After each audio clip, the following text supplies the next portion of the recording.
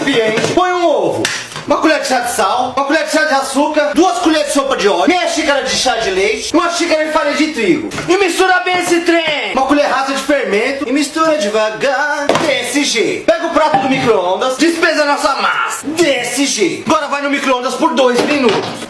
Pica o tomate. Desse jeito. Pega o ralador e a mussarela. Rala a mussarela. Desse jeito.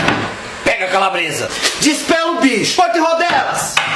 Desse jeito. Pega a nossa massa, põe molho de tomate, joga presunto, joga mussarela, põe calabresa, tomate, finaliza com orégano. Põe no micro-ondas de 4 a 5 minutos. Enquanto isso, você lava a louça. E tá pronto nossa pizza de micro-ondas. Mano, tá pronto aqui nossa pizza de micro-ondas. Olha isso, esse queijo. Vale a pena.